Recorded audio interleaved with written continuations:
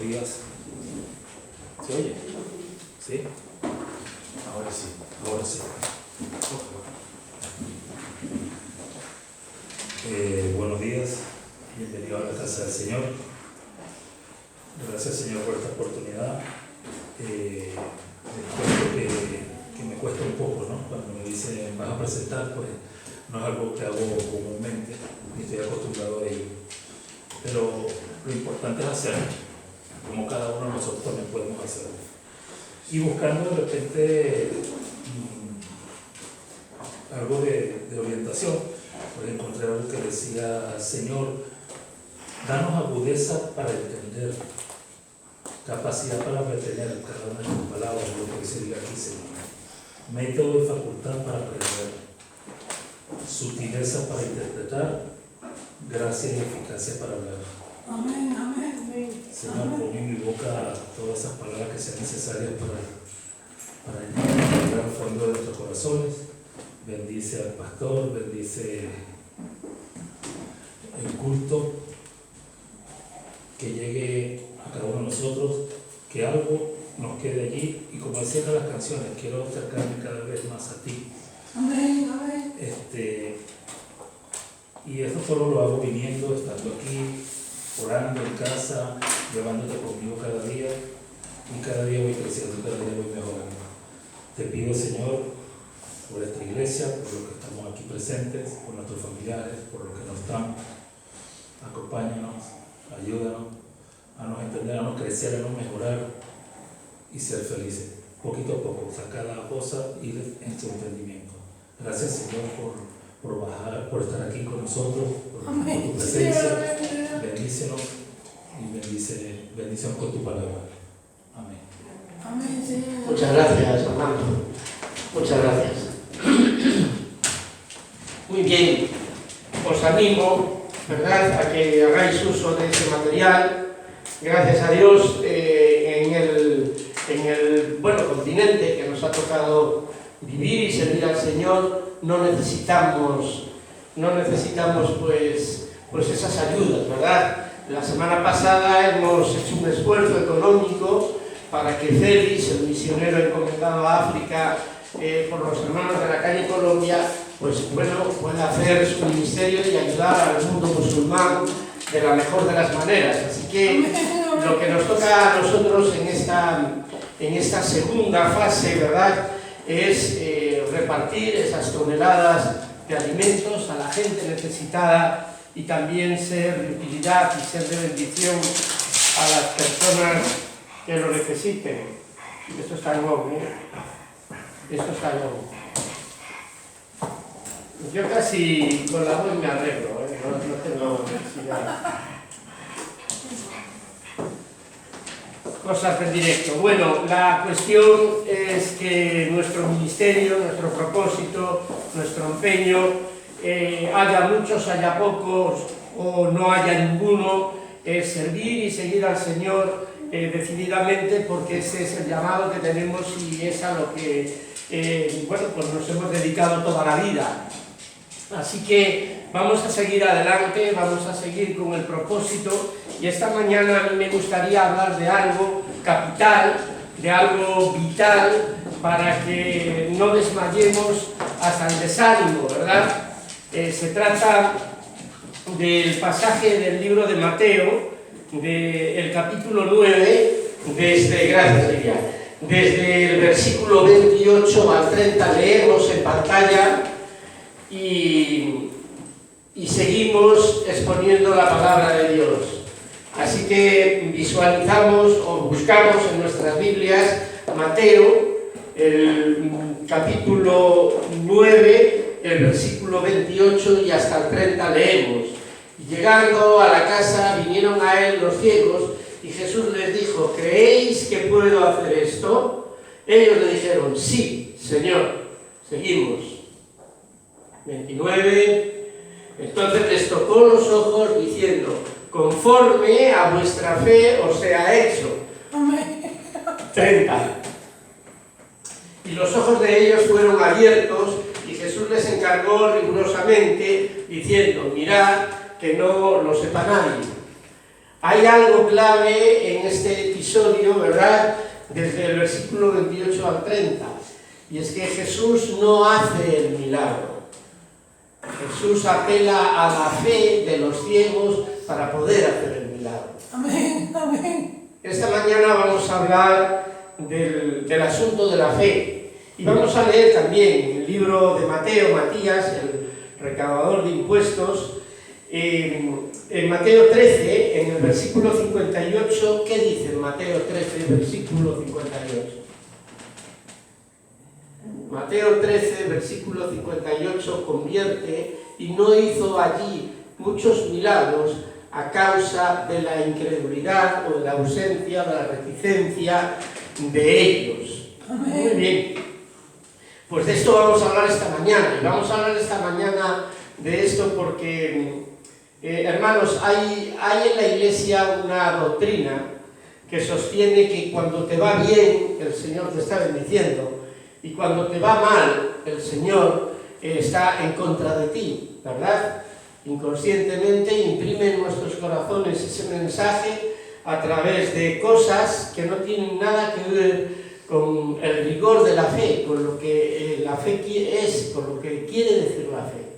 Por eso algunas veces vemos en ambientes de euforia y en ambientes en donde el capital por excelencia de la fe son los sentimientos, vemos a chicos minusválidos correr hacia pastores y hombres de carne y de hueso, normales y corrientes, para que oren por ellos y para que se sanen. Y a mí eso me da mucha pena verlo, me da mucha pena porque convierte a la Iglesia en una especie de circo. Amén. La Iglesia del Señor y el Señor de la Iglesia sabe de sobra quién está desaventajado en su salud. Y Él tiene control de todas las cosas. No sé por qué tiene que venir un Señor a poner las manos sobre otro Señor para que ese Señor contradiga la voluntad perfecta de Dios y se sane. Dios te sana, hermano, porque tú oras y porque tú tienes fe, y conforme a tu fe será hecho. Amén, Por amén. eso yo no estoy en contra de las personas que oran por las personas, porque aquí se practica ese tipo de cosas. Lo que ya sí no me parece, digamos, ajustado a la verdad de Dios es tener a las cosas y a los contratiempos de la vida como desgracias o como maldiciones. ¿Por qué el Señor entonces permite que haya entre nosotros en la reunión de iglesias, vamos a ver a chicos en sillas de ruedas, chicos con 19 años tal vez, personas jóvenes que han tenido esa circunstancia? ¿Por qué el Señor habla de camino angosto? ¿Por qué algunos se empeñan en vender a la Iglesia mensajes que son muy dulces, muy atrayentes para los creyentes, pero no son verdad y te alejan de la verdad? Ahí está el problema de las falsas doctrinas, que te alejan de la verdad. Amén. Por eso, esta mañana me gustaría exponer con el mayor rigor, con el mayor respeto posible, las cosas que tienen que ver con la fe y las cosas que realmente hacen crecer la fe. Porque tal vez seas sorprendido por el Señor y seas apelado a recurrir a la certeza y a la convicción, que son dos elementos fundamentales para que Dios se pueda mover en tu vida. La certeza y la convicción. Es pues la fe, la certeza. Es pues la fe, la convicción. La certeza de lo que no se ve, la convicción es de lo que está por venir. Eso es la fe. Amén, amén. ¿De qué es la fe? La certeza, la convicción de lo que no se ve. La franja de Gaza parece un queso de Gruyère, ¿verdad? Está lleno de túneles, está lleno de escabrutos, de pasadizos secretos, y le está representando a Israel una de las dificultades mayores para hacerse con el territorio, para controlar a los descontrolados y neutralizar a las personas que llevan años haciéndole la vida imposible al pueblo de Israel. Tal es así que han llegado a poner vallas de mucha altura para evitar el ser lesionados, el ser lastimados, etcétera, etcétera. Israel tampoco está haciendo las cosas como las tiene que hacer, y en su, digamos, política de revancha, está haciendo cosas también incorrectas. Y ahí estamos, llevamos ya casi 50 años, más de 50 años con un conflicto. Pero la realidad es que los activistas de Hamás tienen la certeza, tienen la convicción de algo que no se ve y creen que por hacer esas cosas de la manera que las hacen van a tener una victoria aplastante sobre la tierra de Israel. Y tienen la franja de Gaza hecha un queso de gruyère lleno de agujeros, subterfugios, etc. ¿Te has preguntado en algún momento cuál es tu fe? ¿Qué es lo que tú crees? ¿Cómo crees lo que estás creyendo? ¿Te has comentado en algún momento, te has preguntado a ti mismo qué clase de fe es la que tengo yo? ¿Es correcto lo que estoy pensando? Hace un tiempo tuve que hacer una visita de mi trabajo, ¿verdad? Yo cada vez, pues tengo más trabajo, gracias a Dios. Si algo tengo es trabajo, no sé dónde meterme para resolver todas las cosas que tengo que hacer, pero gracias a Dios me va muy bien. Tengo que decirle al Señor y tengo que agradecer al Señor la prosperidad y las cosas de lo bien que me va muy bien, hermanos. Es una cosa por la que tengo que agradecerle al Señor y espero que vosotros podáis decir lo mismo, sino ahora mismo en breve, ¿verdad? Para la gloria del Señor. Amén. Y que eso pueda ser así.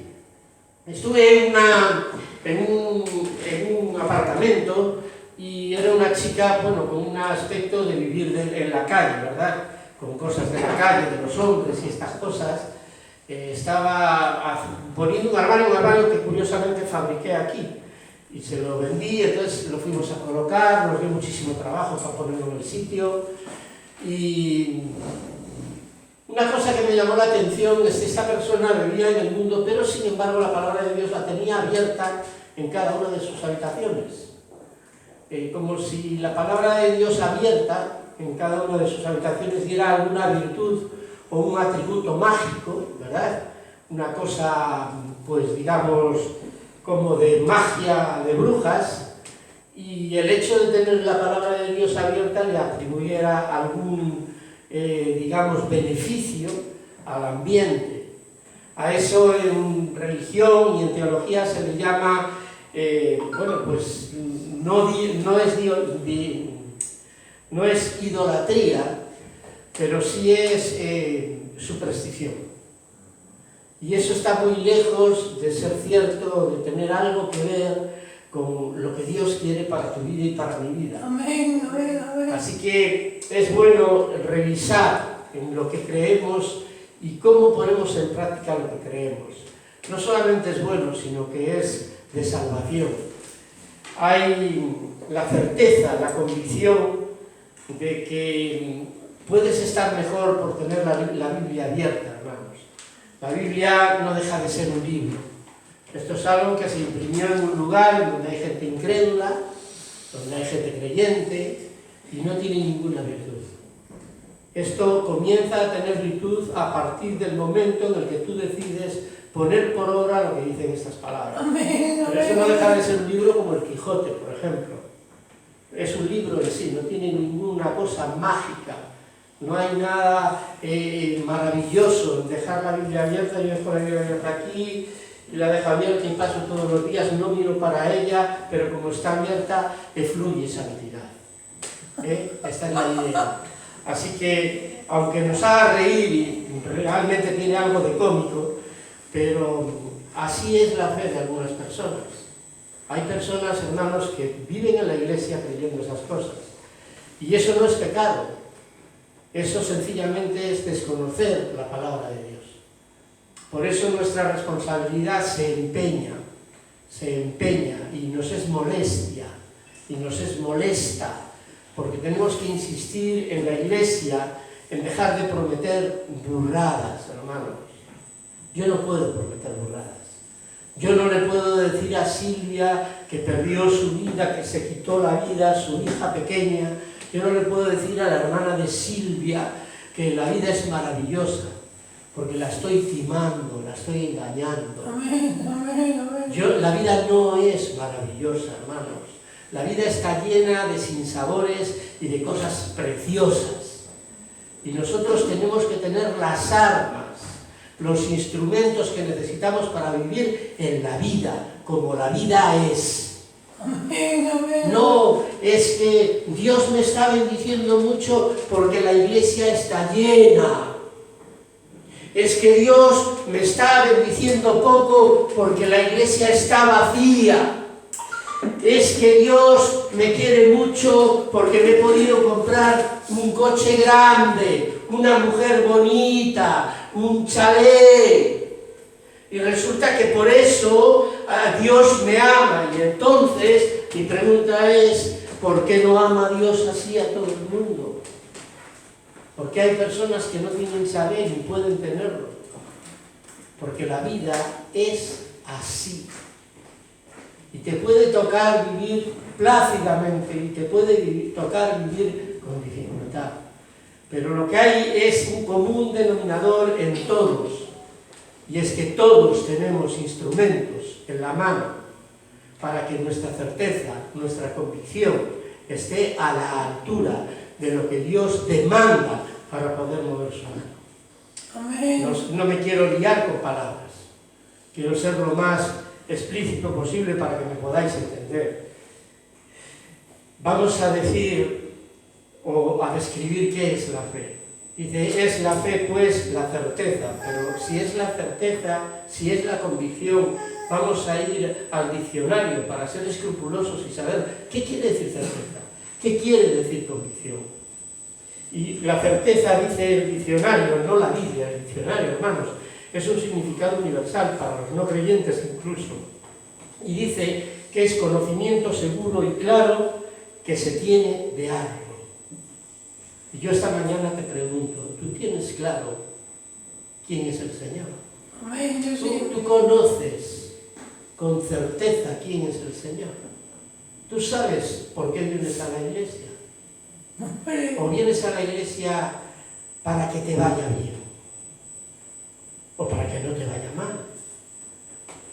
Pues si es esa la razón, te quiero anunciar que vas por mal camino. Amén, amén, amén. Que no es el hecho de ir a la iglesia garantía de que las cosas vayan a salir como tú esperas. Que puede venir la enfermedad y puede venir el valle de sombra de muerte. Que la palabra de Dios nunca ha ocultado la suerte de muchos de nuestros hermanos. Y que no podemos descartar esos episodios en nuestra vida. Es más, el Señor nos prepara para poder afrontar esos sucesos. Ahí tenéis a Line, por ejemplo, a una neonata, a una inocente, a punto de perder su vida. Eso es la fe. Estar preparados para tener la conciencia, la certeza.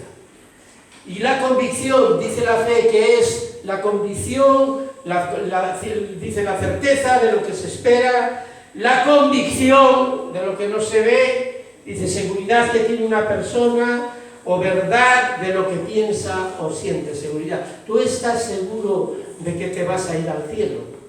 Tú tienes la seguridad absoluta. Si esta mañana alguien, un especialista médico, te dice mañana te vas a morir. Y es lógico el duelo, es lógico el dolor, es normal, pero también es esperable, predecible, anunciable. Que el Dios de la esperanza y la esperanza del Dios de Israel esté acompañándote en todo momento. Amén, Su amén. consuelo, su poder, su unción. Si eso no se da, hermano, tú tienes que revisar tu fe. Amén. ¿Dónde está tu fe? ¿Cuál es el sentimiento de seguridad que tú tienes? ¿Tú tienes la seguridad de que te salvas o estás reparando en tus pecados, en tus faltas, en tus problemas de conciencia, etcétera, etcétera, etcétera? ¿Dónde está tu fe? Lo responsable, hermanos, es escapar de todo aquello que sean misas tómbola, Yo quiero que la Iglesia abandone el tiempo de las misas tómbola. Esto no es la tómbola, hermanos. Yo no voy a orar por nadie para que milagrosamente Dios saque todas sus aflicciones, porque muchas de sus aflicciones forman parte de la obra de Dios para cambiar tu corazón. Y algunos insultan a Dios como si fuera el diablo, y hablan con Dios como si el diablo mismo estuviera interviniendo en sus vidas, cuando es Dios mismo quien está haciendo esas cosas. Y por ignorancia, por ignorantes, porque somos ignorantes, y por irresponsables, porque no nos preocupamos de dejar de serlo. Entonces sufrimos las consecuencias de una fe que cuando te viene bien, Dios te ama y todo eres feliz, y ja, ja, ja, ja, ja. Pero cuando vienen las enfermedades, las dificultades y los problemas, no eres capaz de leer ni de ver. Y el Señor le pregunta a los ciegos, pero también cuando la mujer le toca el manto, inmediatamente anterior a ese milagro, estamos en el tiempo de Jesús, el tiempo de popularidad, el tiempo en el que todo el mundo ya empezaba a conocer al hijo del carpintero como un sanador, como una persona valiente, capaz de enfrentarse a la ley y a los legalistas y hacerles ver cómo eran las cosas. Y Jesús le dice, hágase según tu fe. ¿Cuál es tu fe? Hágase según tu fe. ¿Dónde está tu certeza? ¿Cuál es tu convicción? ¿En qué cosas crees de verdad? ¿Qué es lo que piensas acerca de la Iglesia? Y a partir de ahí uno empieza a elucubrar y a decir cosas. Yo he oído cosas tremendas acerca de la Iglesia. ¿Cómo podemos tener el conocimiento seguro y claro acerca de las cosas de Dios? Otra pregunta al aire. El estudio bíblico acerca de todas las cosas que Dios piensa con respecto a la vida que nos toca vivir cada día, con respecto a la pareja, a los hijos, al hogar, las decisiones que tenemos que tomar, cómo tenemos que hacer para acertar o equivocarnos lo menos posible. Hay un elemento insalvable que es la certidumbre y la fe, la esperanza en que todo salga correcto o lo más correcto posible. Cuando uno quiere ser responsable de su fe y hacer que crezca, que se desarrolle, que dé fruto, debe empeñar su tiempo en el estudio de la palabra, hermanos.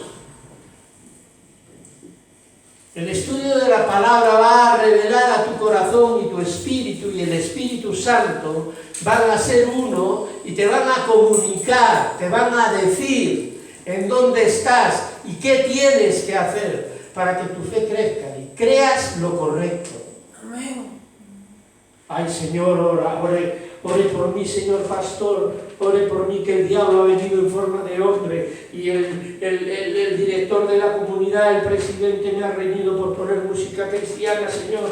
A las 3 de la mañana yo estaba adorándote en espíritu y en verdad, y el diablo vino en forma de hombre y me llamó la atención. El diablo vino en forma de hombre y me llamó la atención. Pues el Señor hizo que viniera el presidente a decirte que eres un irresponsable, que eres un irrespetuoso y que le estás faltando al respeto a la comunidad, porque son horas de dormir. Amén. ¿Cuál de las dos cosas es correcta? No, es que yo estaba adorando en el Espíritu y el Señor me estaba dando un mensaje. O sea, no me lo da a mí, te lo da a ti. Hay cosas que tenemos que revisar, hermanos. Hay cosas que tenemos que saber. Ya no es tiempo de perder. Debemos de ayudar a los simples, a los pequeños, a los que no saben caminar, a las personas que caen en el desánimo cuando las cosas no van bien, y resulta que el denominador común de la vida, hermanos, salvando algunos tiempos de bonanza, el denominador de la vida está lleno de cosas. ¿Cómo reaccionas ante los contratiempos? ¿Cuál es tu fe? ¿Cuál es tu certeza? Tu seguridad, la convicción en la que tú vives. Cuando uno quiere ser responsable, la Iglesia tiene un programa de formación educacional a la que asiste el pastor. El pastor ha ido a ponencias de teología, ha escuchado a los mejores teólogos de la historia, he conocido a personas que hacen estudios bíblicos de gran enjundia, de gran complejidad, y he asistido a todo tipo de ponencias y he oído toda clase de formas de seguir la fe y de seguir al Señor. Y sin embargo, yo estoy en Nueva Vida en Cristo, porque Nueva Vida en Cristo a mí me ayuda a recordar y a refrescar las cosas que a mí me hacen falta escuchar para dar de comer a mi fe. Porque la fe viene por el oír y el oír por la palabra de Dios. Y cuando tú escuchas la palabra de Dios, cuando tú escuchas a las personas a través de la Biblia, cuando tú escuchas al Espíritu Santo hablar a tu oído, entonces descubres las cosas que tienes que hacer y las decisiones que tienes que tomar. No se trata de abracadabra, no se trata de cosas mágicas, no se trata en fin, de cosas que uno tiene que aprender. Apelar a la razón es parte de la fe. La fe sin la razón no es fe, es superstición, son creencias, cosas que uno piensa que pueden funcionar si se hacen de una manera determinada. La Iglesia tiene un programa de formación, estudio, para todos. Las cosas que hacen que nuestra fe crezca se alimentan de ese estudio, de esa meditación de la palabra. Comienza con el conocimiento. La fe, el principio de la fe es el conocimiento, hermanos. La certeza de lo que se espera, la convicción de lo que no se ve. La certeza es conocimiento.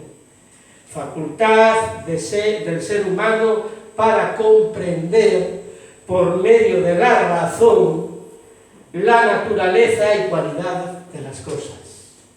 Facultad de conocer por medio de la razón la naturaleza de las cosas. Sin conocimiento, sin razón no hay fe. Hay otra cosa. Hay tocar la Biblia, dejarla abierta y pasearse lleno de pecados, con la culpabilidad a cuestas, con el convencimiento y la seguridad de que te vas a ir al infierno porque no eres capaz de desatarte de aquel vicio o del otro. Amén. Eso lo hay en la Iglesia. Amén. Eso sí. Y es fácil, hermanos, es fácil prometer cosas que son mentiras. Y eso está pasando. Están estafando a los hermanos en la fe. Y de eso dará cuentas a quien le toque. Pero yo creo, hermanos, que a nosotros lo que nos toca es trabajar con la certeza. Y la certeza a través de la razón. Y la razón a través del estudio. Y el estudio, que es información, es necesario para que tu fe crezca. Amén, amén, amén. Como creció la de Pedro, como creció la de Tomás, Natanael, Simón, el cananista, etcétera, etcétera. Ahora vamos a ver en detalle cómo terminó la vida de todos ellos. Y lo vamos a ver brevemente, dando un repaso a vuela pluma. Pero ahora, ya que hemos hablado de la certeza, ¿verdad? Es la certeza, ¿verdad? Ahora vamos a hablar de la convicción. Amén. Dice, este es el tiempo en que los países occidentales, ¿verdad?, temen por la amenaza yihadista, la amenaza de aquellas personas que tienen la convicción. Y esa convicción la han adquirido a través de la razón. Y esa razón la han adquirido a través del estudio. Es verdad que es una forma equivocada de llenarse de una fe que promete que si tú te inmolas, 7 vírgenes te esperan en el cielo, una especie de club de alterne, tienes a 7 mujeres al día a todo meter, solo para ti, exclusiva, y además una vida llena de placeres, llena de manjares, llena de cosas. Pero antes tienes que cumplir los objetivos de una facción militar que te dice que te tienes que subir en un avión y inmolar tu vida para que muchos infieles se mueran. Pero eso mismo pasa en las icastolas, en los centros de formación de origen vasco. Ellos saben, el diablo sabe, que si instruyes al niño en su camino, aun cuando fuere viejo, no se apartará de él. Y entonces se ocupan de hablarles del territorio, de la lengua, del dominio, de imprimir en ellos un espíritu nacionalista, una lengua, de ver a los que no piensan como ellos de forma diferente, de dividir, y eso da a luz el fruto que tiene eso, es un nacionalismo exacerbado de personas que incluso militan en la violencia para imponer su ideología y acaban convirtiéndose sin quererlo y con la mejor de las intenciones en lo peor de lo peor a nivel social, el terrorismo. Y ahí está la convicción, ahí está la certeza, funcionando de manera equivocada. Pero tienen la convicción y tienen la certeza, pero no tienen el conocimiento. La Iglesia te brinda la oportunidad de formar a tu fe para que cuando Jesús recurra a ella pueda ser sanado, pueda ser salvado, pueda ser bendecido, pueda ser liderado. Y no hizo allí muchos milagros, hizo algunos por causa de la no fe o de la incredulidad de otros. Por tanto, la expectativa, el conocimiento que tú tienes del Señor y de sus intenciones en tu vida es capital para desarrollar tu fe. Lo que no se ve. Para poder vivir seguro de lo que creemos, debemos aprender y leer a diario la palabra de Dios. Salmo 1, versículo 1. Bienaventurado o suertudo o bien parido el varón que no anduvo en consejo de malos, sino que ni estuvo en camino de pecadores, ni en silla de escarnecedores sentado, sino que la ley del Señor está a su delicia y en su ley medita de día y de noche. La ley del Señor, lo que Dios quiere, lo que Dios piensa, lo que Dios dice realmente en su palabra.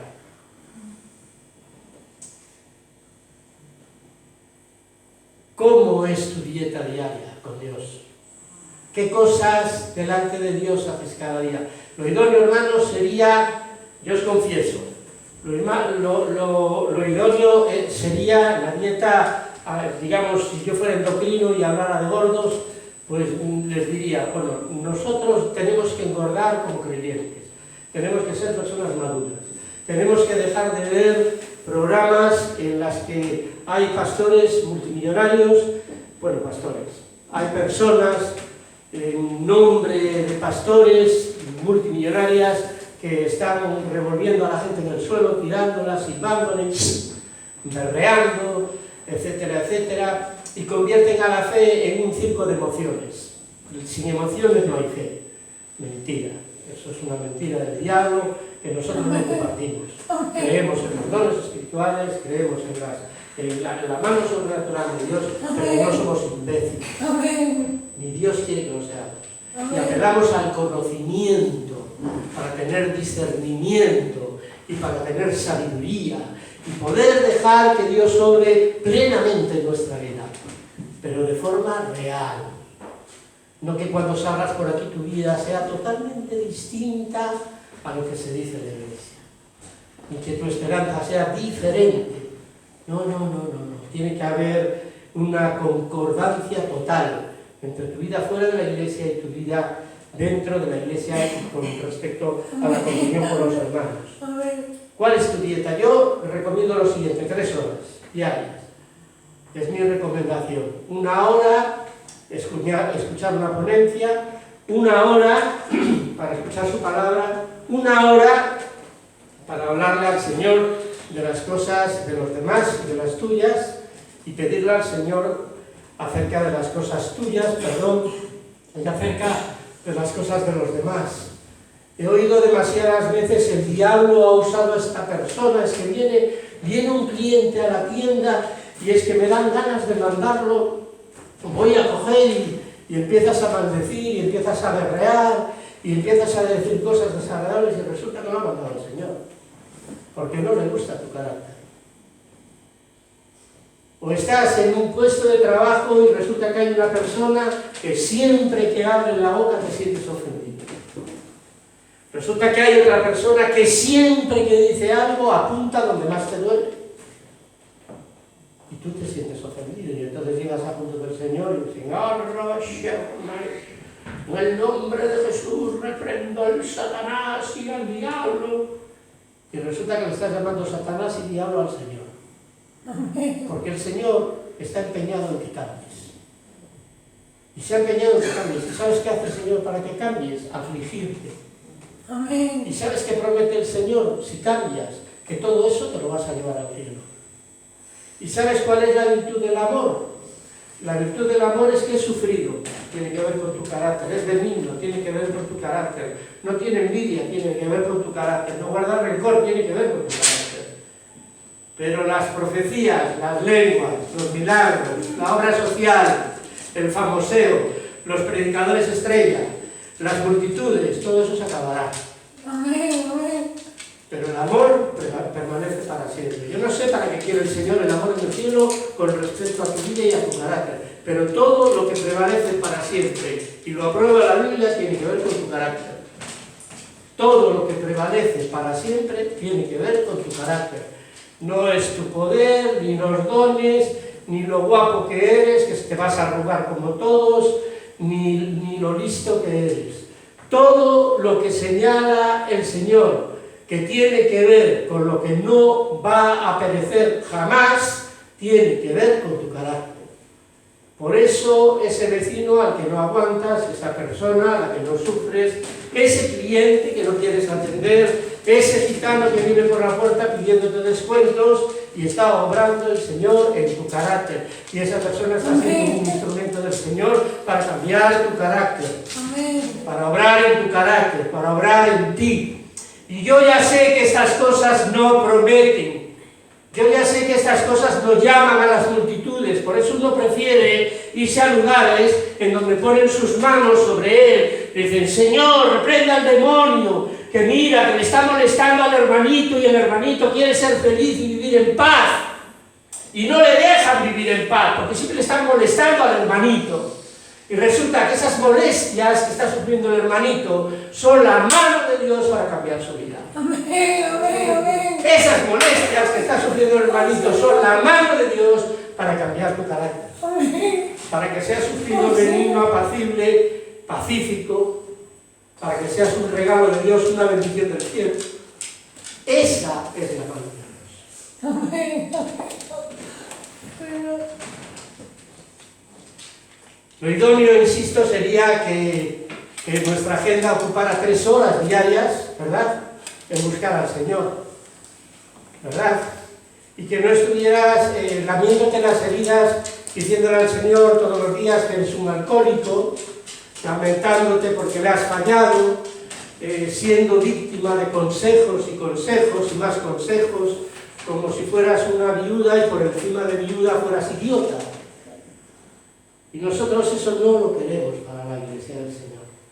Nosotros queremos que la Iglesia del Señor entienda que la vida es difícil, que la vida reina el diablo, está llena de dificultades. Pero tenemos las herramientas para andar sobre el fango y para no mancharnos. Amén, amén. Y yo quería preguntarte esta mañana, ¿cuál es tu fe? ¿Cuál es tu certeza? ¿Cuál es tu convicción? ¿Dónde están tus creencias? ¿Cuál es tu credo? ¿Qué cosas crees erróneamente? ¿Qué cosas tienes que corregir para andar por el camino, por la senda de la prosperidad? Creo que cada uno debe ser responsable y hacer de esto un hábito diario, administrar el tiempo con sabiduría, dejar tal vez parte del hormiguero, ¿verdad?, o levantarse más temprano. A mí me gusta madrugar, gracias a Dios yo me puedo permitir el lujo bueno, pues levantarme temprano, porque mi fisiología, mi fisionomía, mis nervios, mi no sé qué, me permite pues estar a las 6 de la mañana ya despiertito y coleando, con mi café en la mano y escuchando la palabra de Dios. Pero después de escuchar la palabra de Dios, pues escucho alguna predicación acerca del Señor y de sus cosas. Y después de escuchar la palabra de Dios, de escuchar alguna predicación, me pongo a orar. Y esa es la dieta idónea, no todos los días, porque unos días me quedo dormido por la fatiga, tengo que trabajar muchas horas, porque Dios ha decidido prosperarme y me está prosperando. Estoy contento, estoy lleno, no tengo ningún problema. Y mucho menos económico, porque la asociación cada vez va mejor y las cuentas dan. Se trabaja duro, no hay problema. Se trabaja a veces gratis, no hay problema. Dios propicia en nosotros la oportunidad y esa oportunidad forma parte de la prosperidad de Dios. El lugar en donde Dios te ha plantado tiene a tu disposición todas las herramientas para que las personas nazcan, la palabra de Dios, crezcan en el estudio de su palabra, se desarrollen la comunión con los hermanos. La comunión, el roce, el trabajo en comunidad, las comidas, las cenas, los desayunos, las aventuras, todas esas cosas son instrumentos que la Iglesia pone a disposición del creyente y de su fe, para que tu convicción, cuando sea demandada por Dios, tu certeza, cuando sea demandada por Dios, para que cuando te sorprende la sorpresa, cuando te sorprende lo inesperado, la frustración de tus planes. Tú vas en coche a un sitio y el coche se estropea y no sabes por qué. Y tú tienes que tener una respuesta inmediata en esa situación. Una respuesta inmediata que tenga que ver con Dios y con su voluntad. Y que tú sepas interpretar que Dios está en control y su voluntad está allí, en ese mismo momento. Sea cual sea la situación. No me vale, ay, es que es muy duro, es que es muy blando. Dios no es infiel, Dios no es injusto, Dios tiene todo controlado. Amén. Por eso, hermanos, me gustaría terminar diciéndote que a veces el Señor, no en pocas ocasiones en el Evangelio, apela a nuestra fe para poder obrar. Al centurión, a la que le tocó el manto, a aquella mujer, a aquel hombre, a los ciegos, les pidió: no digáis nada, que se haga según vuestra fe. ¿Cuál es tu fe? Para que se haga según tu fe. ¿Cuál es tu certeza? ¿Cuál es la convicción?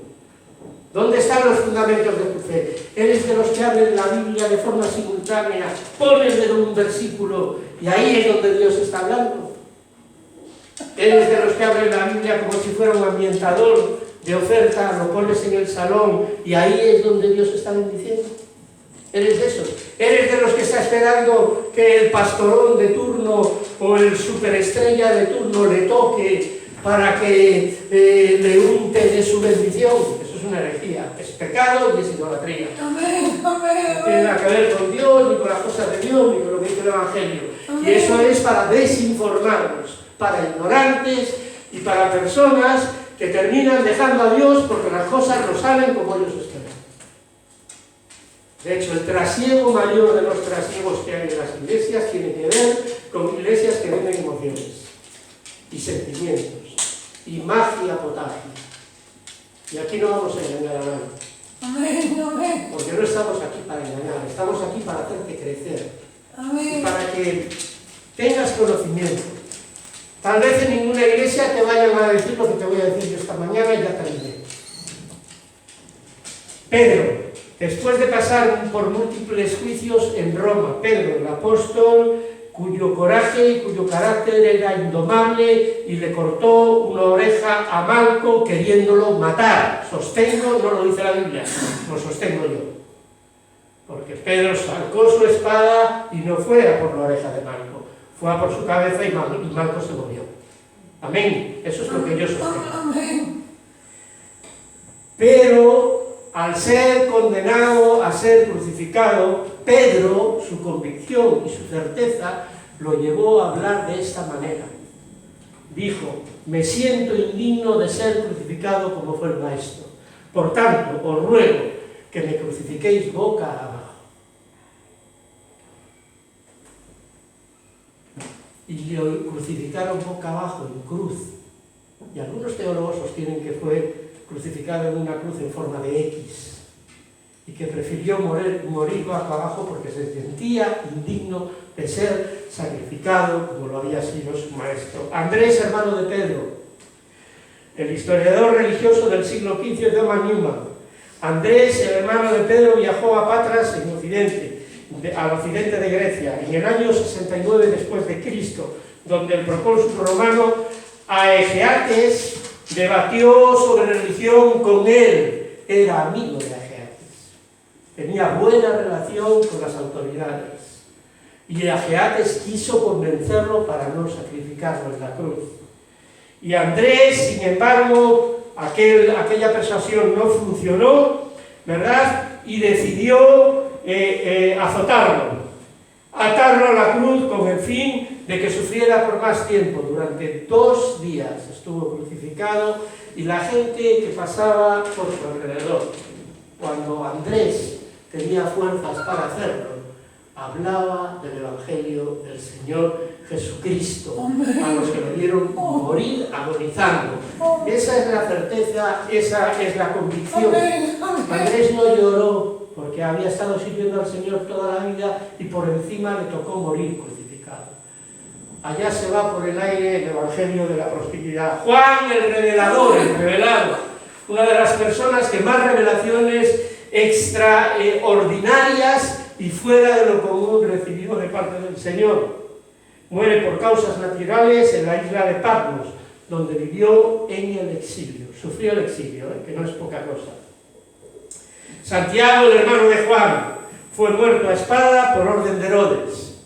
Bartolomé, conocido más bien como Natanael. Algunas fuentes dicen que fue martirizado, mientras otras señalan que fue despellejado vivo y decapitado posteriormente.